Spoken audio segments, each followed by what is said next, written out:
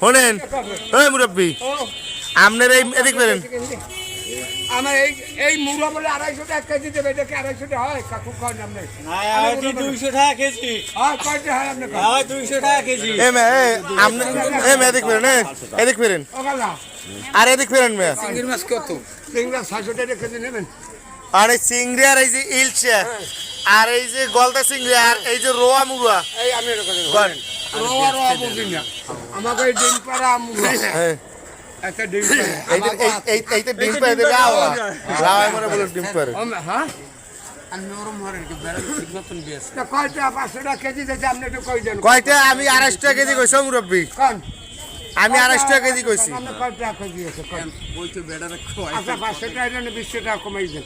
আপনি 250 না 280 টাকা দেবেন কে আপনি কাছে আর হলেন ওই মুরব্বী রোজা খাও এই বেড়া আমি দাম কমু না কোন ওর আনমে কইতে পারেন। আর হলেন ওর মধ্যে না হলে কেন হলেন ওর মধ্যে ওই মি এ বে ওই লোক করছে। ওই লোক করছে। দেন ওই মুরব্বী এদিক বেরেন হ্যাঁ তোমার কি?